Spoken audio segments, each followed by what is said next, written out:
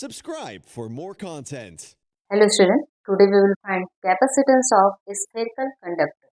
इसके previous lecture में हमने कैपेसिटर पढ़ा, उसके टाइप्स पढ़े। तो टाइप्स हमने तीन तरह के टाइप्स कई सारे हो सकते हैं। मोस्टली हम कौन कौन से बात कर रहे हैं?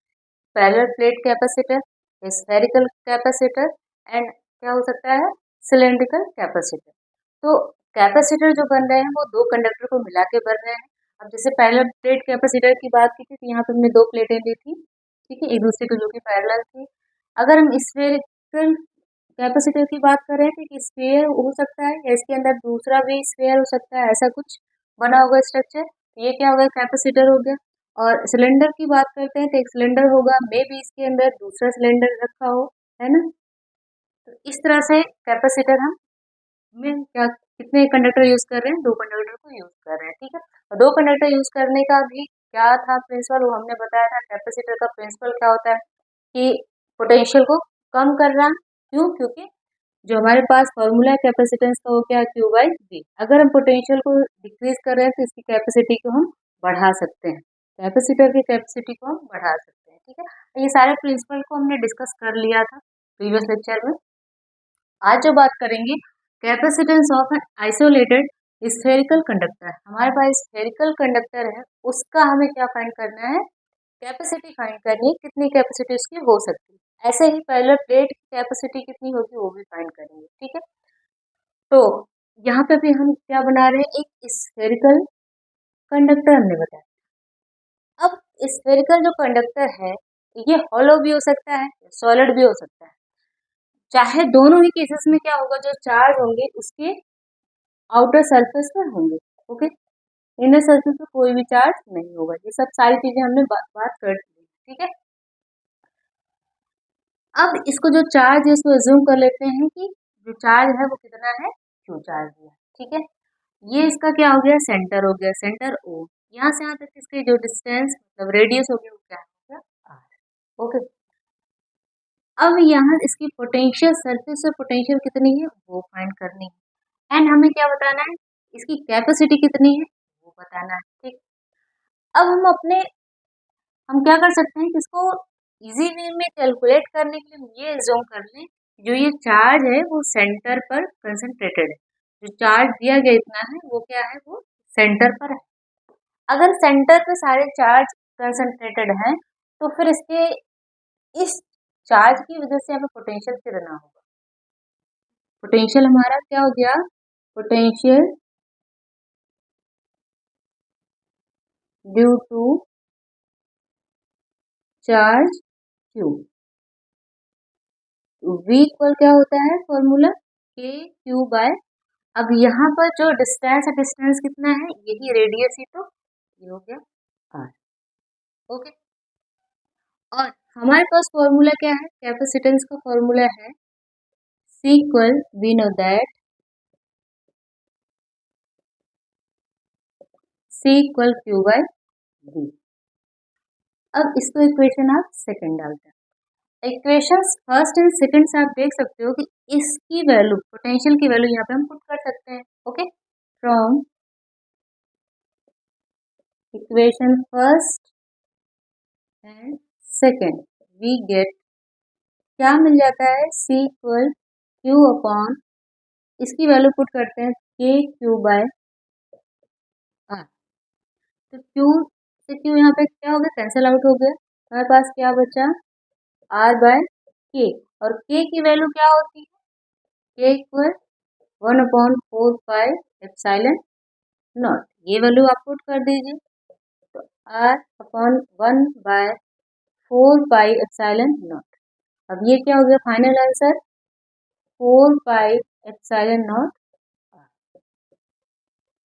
तो हमें कैपेसिटेंस इसकी कितना मिल गया, कितनी कैपेसिटी मिल गई, 4 पाई आर। अब यहाँ से आप देखो कि जो ये 4 पाई ये तो फिक्स होगा, कांस्टेंट होगा। इसका मतलब जो सी है वो डिपेंड किस पे कर रहा है, वो आर पे डिपेंड कर रहा है। जैसे जैसे रेडियस बड़ा होगा वैसे वैसे इस स्फीयर का क्या होगा, कैपेसिटी भी बड़ी होगी। मतलब जितना बड़ा स्फीयर होगा, स्फेरिकल कैपेसिटर होगा, उतना ही क्या होगा, उसकी कैपेसिटी होगी, क्योंकि डायरेक्ट रिलेशन है इसका, ओके। अब अगर हम अर्थ के लिए देखें तो अर्थ का रेडियस कितना होता है 6.4 इंटू 10⁻⁶ मीटर। ये हो गया अर्थ का रेडियस। ठीक है, अब यहाँ पर अगर आप वैल्यू पुट करते हो तो C इक्वल इसकी वैल्यू क्या हो जाएगी, जब 1/4π/0 की वैल्यू क्या होती है 9 × 10⁹ और यहाँ पे क्या है ये 4π/0, इसका मतलब 1/9 × 10⁹ हम इसको लिख सकते हैं और रेडियस के प्लेस पे 6.4 × 10⁶ ये लिख सकते हैं। अब इसको ओवरऑल आप सॉल्व करते हो तो क्या मिलता है आपको 711 माइक्रोफैरड। पूरा सॉल्व करोगे तो आपको कुछ ऐसा मिलेगा। तो इतनी कैपेसिटी होती है किसकी, अर्थ की। ओके, अप्रॉक्स हमने ये वैल्यू फाइंड कर ली, समझ आए। तो स्फेरिकल कंडक्टर के लिए जो कैपेसिटेंस का फॉर्मूला आया C = 4π/0 r, ये फॉर्मूला आपको याद रखना है। ओके, और ये डिपेंड किस पे करता है, ये रेडियस पे डिपेंड करेगा। जितना बड़ा स्फीयर होगा उतना ज्यादा उसकी कैपेसिटी होगी। ओके, तो ये तो हो गया किसके लिए, स्फेरिकल कंडक्टर के लिए। अब बात करते हैं पैरेलल प्लेट कैपेसिटर की, कैपेसिटी कितनी होती है उस फॉर्मूले की बात। तो नेक्स्ट टॉपिक है हमारा capacitance of parallel plate capacitor. Parallel plate capacitor का आपको क्या फाइंड करना है, कैपेसिटी फाइंड करना है। ओके, तो चलिए बनाते हैं, यहाँ पे दो प्लेट बनाते हैं, कंडक्टर के दो प्लेटें हो गई। ठीक है, अब जब कैपेसिटर है तो इसका मतलब यहाँ पर क्या होना चाहिए, एक पे पॉजिटिव चार्ज, एक प्लेट पे नेगेटिव। ओके, पॉजिटिव चार्ज कैसे मिला था, इसको हमने बैटरी से कनेक्ट कर दिया था तो हमें positive charge, negative by induction से मिला था, है ना, इंड्यूस प्रोसेस यहाँ पे हुआ था। और फिर अर्थिंग करने के बाद केवल कौन सा चार्ज रहेगा, नेगेटिव चार्ज रहेगा, पॉजिटिव क्या हो गए, रिमूव हो गए। किससे हो गए, इलेक्ट्रॉन की वजह से। अर्थ से जो इलेक्ट्रॉन निकले वो क्या किए, पॉजिटिव चार्ज को यहाँ से रिमूव कर दिया। ये सब सारी चीजें हम डिस्कस कर चुके हैं। यहाँ पे हमें कैपेसिटी बतानी है। जो ये प्लेट है, प्लेट का जो एरिया है, जो एरिया इसका हो वही एरिया इसका भी होगा। क्रॉस सेक्शनल एरिया कितना है, ए। ओके, जो बीच का सेपरेशन है वो सेपरेशन कितना है, डी। और ये पॉजिटिव है ये नेगेटिव है, तो फील्ड की डायरेक्शन क्या हो गई, ये हो गई, ये हो गया इलेक्ट्रिक फील्ड। ओके, और जब ये सरफेस है तो इसकी क्या होगी, सरफेस चार्ज डेंसिटी भी होगी सिग्मा सिग्मा। जितने चार्ज इधर है उतने चार्ज इधर भी है। इसको बोल सकते हैं पॉजिटिव सिग्मा, इसको नेगेटिव सिग्मा, सब बोल सकते हैं, सरफेस चार्ज डेंसिटी। ओके, जो हमारे पास कैपेसिटेंस का फॉर्मूला है वो फॉर्मूला क्या है, अभी तक क्या पढ़ते हैं, एक जनरल फॉर्मूला C = Q/, ये फॉर्मूला हम पढ़ते हैं। ठीक है, अब यहाँ से हमें क्या फाइंड करना, हमारा जो आगे का नेक्स्ट स्टेप होगा, हम Q को क्या करेंगे, यहाँ से Q को रिमूव करेंगे, मीन्स Q के टर्म क्या करेंगे, सिग्मा के टर्म में रखेंगे। तो पोटेंशियल को भी हम यहाँ से रिमूव करेंगे, मतलब अदर टर्म में हम रखेंगे, इतना काम होगा तो हमें क्या होगा, कैपेसिटी मिल जाएगी। ठीक है, यही प्रोसेस हमारा होगा। तो यहाँ पर सिग्मा, सिग्मा क्या है, surface charge density, surface charge density. Surface charge density का फॉर्मूला क्या होता है, sigma = Q/E।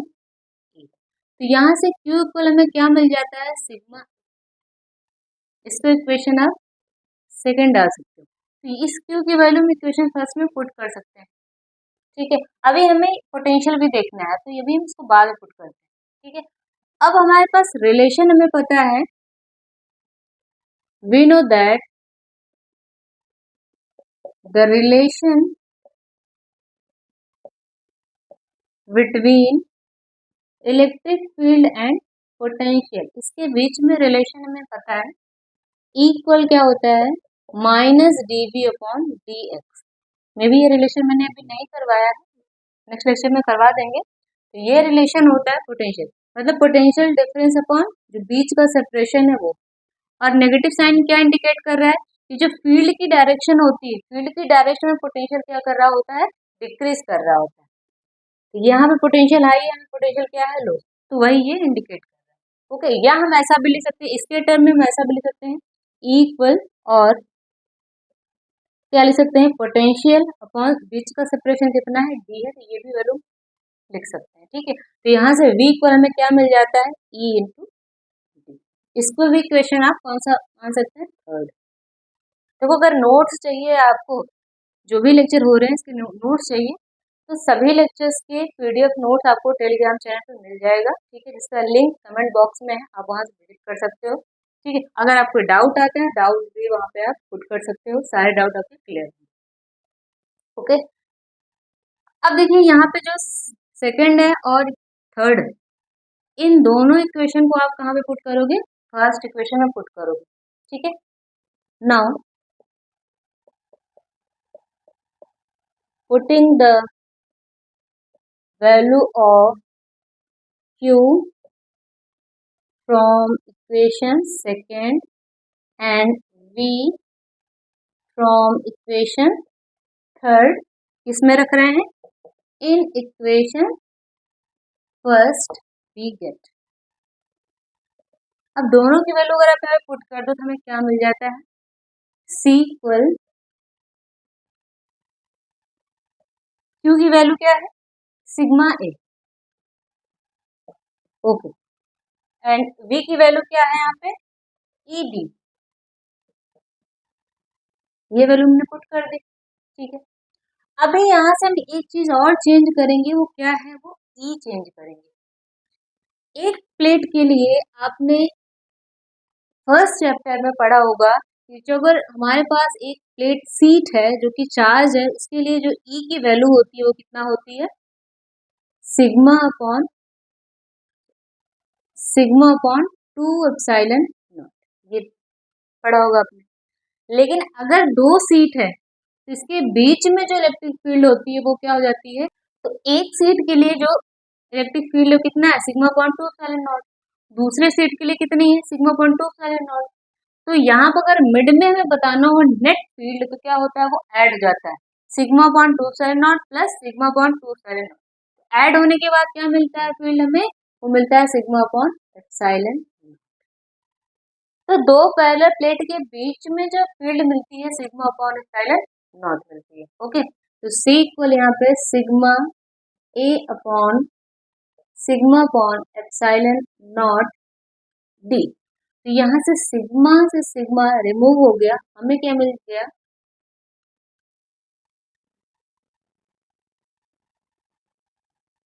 Sigma epsilon not a upon D.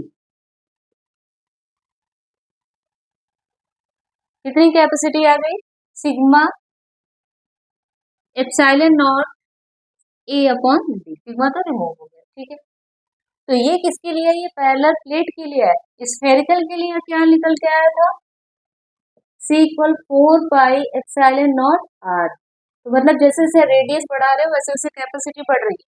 और यहाँ पर देखो ये तो क्या हो गया, कांस्टेंट हो गया है ना, इसकी वैल्यू कितनी होती है, 8.85 × 10⁻12 अप्रॉक्स ये वैल्यू होती है, ये तो फिक्स है। तो C किस किस पे बात पे डिपेंड कर रहा है, एक डायरेक्ट रिलेशन है इसका ए के साथ, और डी के साथ क्या है, इनवर्स का रिलेशन। इसका मतलब क्या है कि इसका क्रॉस सेक्शन आप बढ़ाओगे, प्लेट्स का क्रॉस सेक्शन बढ़ाओगे, थिकनेस बढ़ाओगे तो कैपेसिटी क्या होगी, इंक्रीज करेगी। ओके, और पतला करोगे, जितने जितने स्ट्रिप को पतला करोगे उतनी क्या होगी, कैपेसिटी इसकी डिक्रीज करती जाएगी।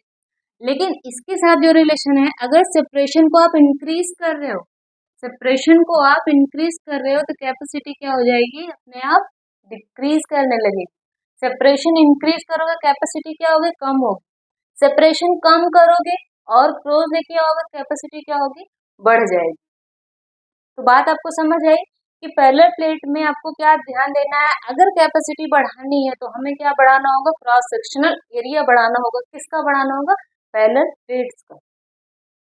ओके, और अगर इंक्रीज करना है साथ में क्या करना होगा कि जो बीच का डिस्टेंस है, बीच का सेपरेशन है, उसको भी क्या करना होगा, कम करना होगा। और स्फेरिकल कैपेसिटर में क्या करना होगा कि आप रेडियस बढ़ा दो, स्फीयर बढ़ा दो, तो आपको क्या मिल जाएगी, कैपेसिटी हाई मिल जाएगी। ओके, समझ आया। तो आज के लेक्चर में बस इतना ही, मिलते हैं फिर अपने नेक्स्ट लेक्चर में, तब तक के लिए बाय बाय, टेक केयर।